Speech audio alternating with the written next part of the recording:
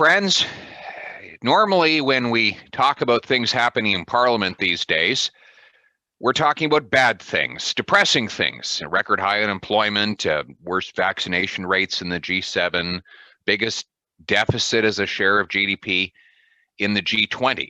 But every now and again, something good actually happens in this Parliament, even with the Liberals in government. Although in this case, the example I'm about to bring to your attention, it happened in spite of the Liberals, not because of them. I want to introduce you to Phil Lawrence. He is an Ontario Conservative MP who has done what is considered an almost impossible feat in parliamentary democracy, and that is for an opposition MP to pass a private member's bill, a law introduced by an MP rather than a minister, through the House of Commons. And you'll like this bill. It proposes to exempt our farmers from the carbon tax. Now, I'm going to introduce you to Phil right now. Phil is a businessman, a father, and a great principled conservative elected to the House of Commons in 2019, he defeating an incumbent Liberal. And now he's putting his energies to work to change the laws and fight for the farmers in his riding. Phil, congratulations. Thank you very much, Pierre. It's a pleasure. It's a pleasure to be here. And you must be getting a lot of feedback from the farmers in your countryside riding about the great deed you did for all of them with this bill. Yeah, I mean, in our riding and really across Canada, Pierre. I mean, there's as you know, when you're talking to various constituents and stakeholders across the country, it's very few times when you'll get absolute unanimous support, and that's what we've gotten here from nearly, in fact, every farmer, Pierre, has supported this legislation. Now, Liberals came out when they brought in the carbon tax and said, "Don't worry, farmers won't pay it. There's a colored fuel with a dye in it, and farmers use that fuel and it's tax exempt, so nothing to worry about." But then, of course, surprise, it turns out that there was a little footnote at the bottom of that memo that said, well, they have to pay the carbon tax on certain fuels. Which fuels are currently taxed under the carbon tax regime? Yeah, so currently natural gas and propane are taxable underneath the carbon tax regime, Pierre, and that's a big problem, particularly for people who grow grain and have to dry that. And remember, in autumn of 2019, it was a terrible harvest, and in fact, if there weren't grain dryers, we would have seen much of the crop spoil right in the field, and it cost our farmers tens of thousands of dollars, of course, in the actual feed, but tens of thousands of dollars in addition to that in carbon tax. And can they just pass those costs on to the food processors who buy their agricultural commodities? No, because oftentimes our producers are what are called price takers, meaning that they are set to certain international markets. And so regardless of what their input costs are, their top line remains the same. So that goes directly to their margins. And we all know, when talking to farmers across the country and in my riding, that there are slim margins.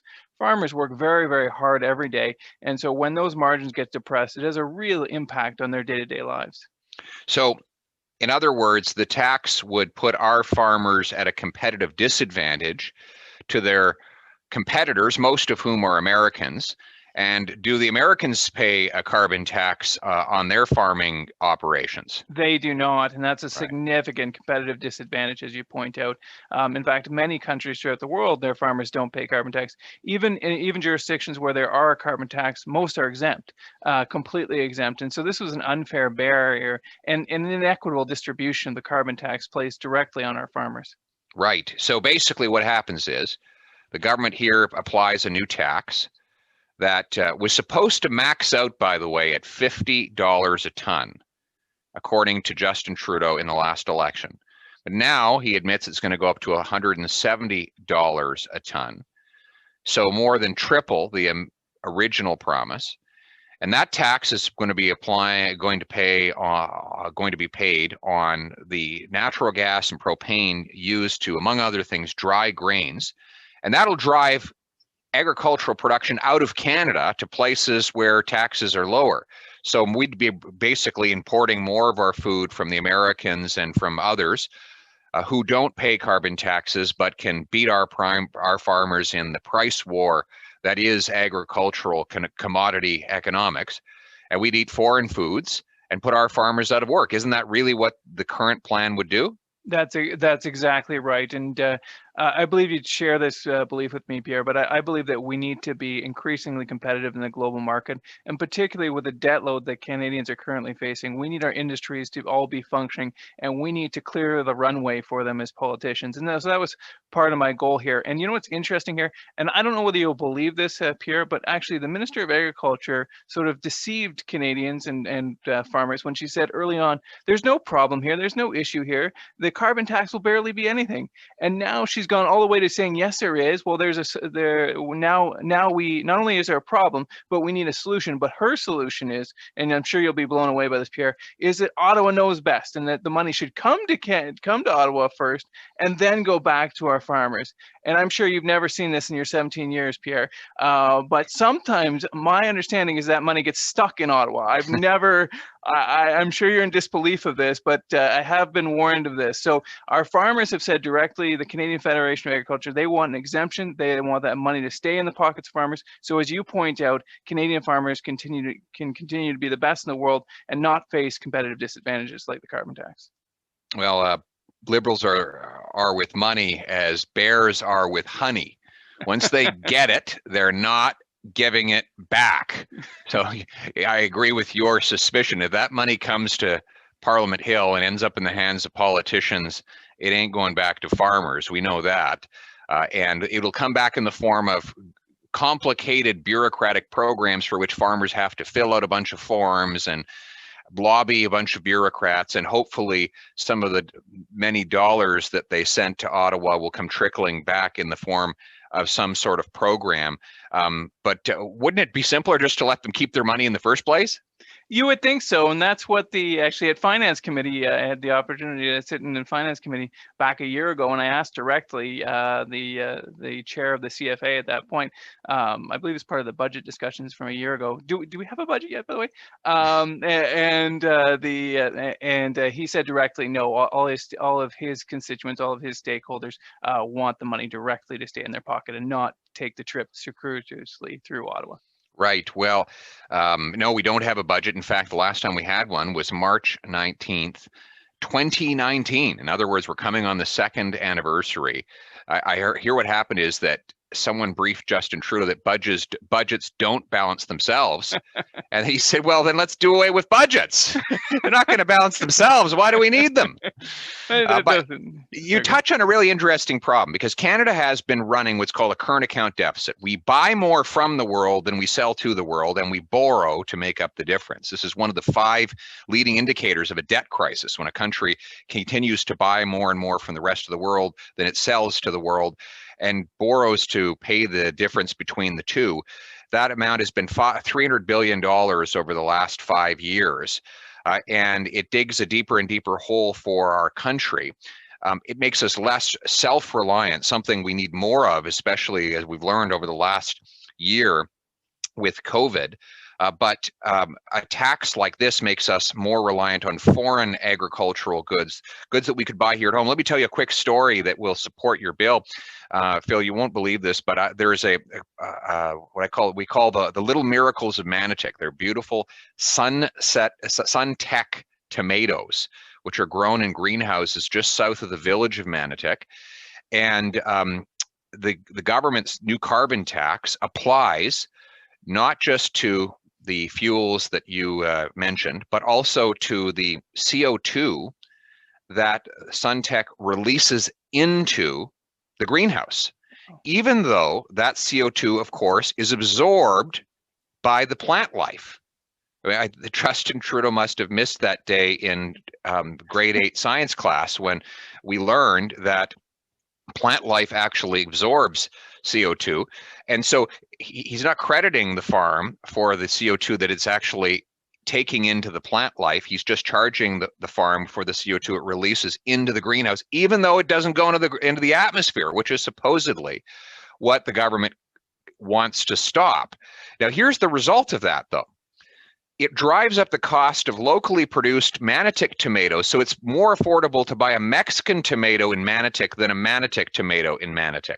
So we're encouraging consumers through the price signal to buy Mexican tomatoes that have to be transported across the United States of America by train or truck, burning all of those fossil fuels to get to Canada, so that we can send our money to Mexican farmers and food distribution and processors, and disadvantage our clean green production here at home. So would SunTech tomatoes, if your bill passes, would they get an exemption, a total exemption from the Liberal carbon tax? If they're a farm operating farm equipment, absolutely they would. Yeah. I'm sure we can send you some little miracles from Manotick. Then you can delight in some of the most beautiful tomatoes grown anywhere on planet Earth. I'm from Manotick. But you know, it's funny. The reality is that our farmers have actually become more and more productive, and they have reduced their impact on the environment relative to their output. I was reading a book by Andrew McCaffrey. It's called More from Less. He explains that the competitive free market system leads to better products for less resources. And farmers are, for example, get good grades. And he gives this example. They get ever more corn, wheat, soybeans, and other crops from the same acre of land, pound of fertilizer and pesticides, gallon of water.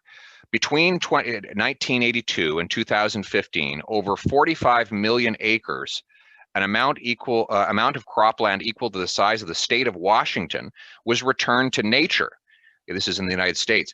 Over the same time, potassium, phosphate, and nitrogen, the three main ingredients for fertilizer, all saw declines in absolute use. Meanwhile, the total tonnage of crops produced in the country increased by more than 35%. And as impressive as that is, it's dwarfed by the productivity improvements of American dairy cows. In 1950, we got 117 billion pounds of milk from 22 million cows. In 2015, we got 209 billion pounds from just 9 million animals. The average milk cow's productivity thus improved by over 330% during that time, end quote. Now that's from, again, Andrew McCaffrey, More from Less. The same is true in Canada. Our farmers are getting more and more from less and less. Their impact on the land relative to their productivity of nutritious food is in decline. So we're getting more nutritional value from our farmers for a lower cost and at a lower environmental impact. Don't you think, Phil, this is all an argument for us to leave more money in the hands of farmers so that they can find ways to improve yet further their efficiency so that they can feed us all while protecting our earth? I 100% agree, and it just sort of the contrast strikes me to the Liberals' response to the pandemic, where they've spent more and gotten less. Here, right. Farmers do the exact opposite. And I'd go back to a Ronald Reagan quote as well. It's not really what Liberals don't know that scares us. It's just they know so much that isn't so. Right. And I think that's the reality here. And you know what? I've grown up and continue to live in the farm area.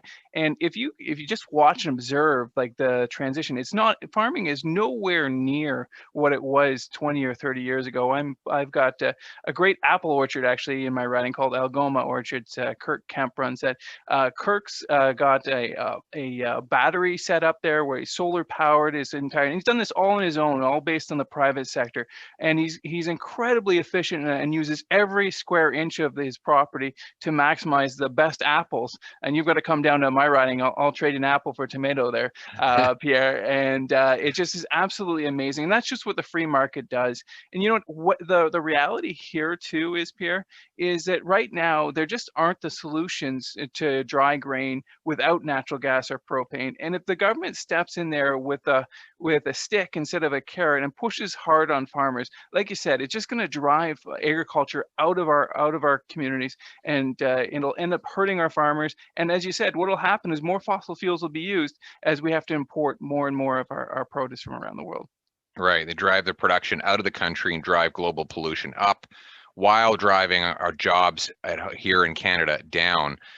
But you know, your proposed trade, the barter that you've offered me, it reminds me of the mighty power of the free market system. So you're saying, I'll bring you a Suntech tomato, you'll bring me an apple from your local orchard. And that's the genius of the free market system. If I have a tomato and want an apple, and you have an apple and want a tomato, and we trade, we still have an apple and tomato between us, but we're both better off because each has something more valuable to him than he had before. And that is the foundation of our entire free market system. It's the voluntary and free exchange of work for wages, product for payment, investment for interest, that allows everybody to be better off by exchanging what they have for what they want.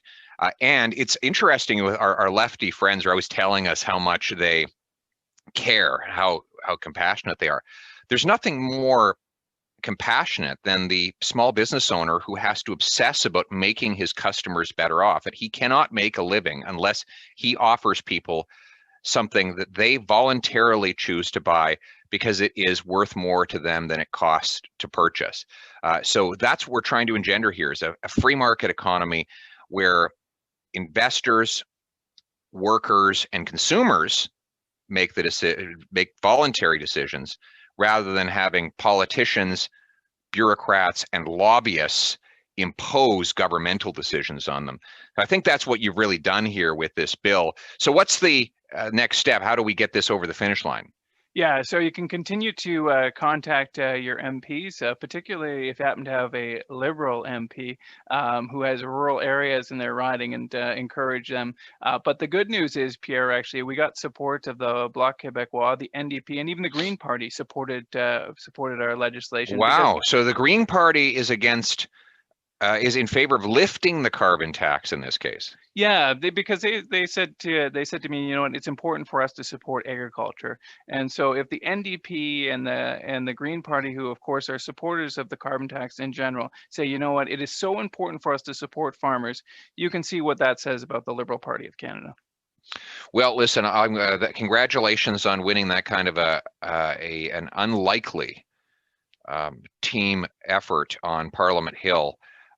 You don't often see NDP and Green Party MPs vote for anything common sense, but they've done so because of your persuasion and the pressure from their local constituents. And you are, of course, the Canada Revenue Agency critic. So, you know, if you think of it, the minister responsible for Revenue Canada would be like the Sheriff of Nottingham in the old days, right? Going around the countryside, taking money away from the peasants and the workers and the people who earned it in the first place, and enriching those who live inside the castle walls. And your job is to fight against the Sheriff of Nottingham, which makes you Robin Hood. And I do note that you have a bit of a beard. I'm not sure if there's a Sherwood Forest in your riding. But if there were, you definitely live in it. So we have folks with us today, a modern day Robin Hood in Phil Lawrence. Well, thank you very much, Pierre. I certainly appreciate that, and I cannot wait to unseat and to sack the treasury of King Trudeau and bring it back to the people, as once a young knight by the name of Monsieur Poilievre did underneath the great leader Stephen Harper there. So. All good fun. Well, listen, keep up the great work. I know that you're a hero across the countryside. There are farmers everywhere who are thanking you. And frankly, everybody who enjoys the nutritious food that our farmers put on their plates should also thank you for what you're doing. Keep it up, and let's keep pushing this bill until it passes over the finish line. Thank you for having me, Pierre. Great show, and thank you for everything you've done for the Conservative movement.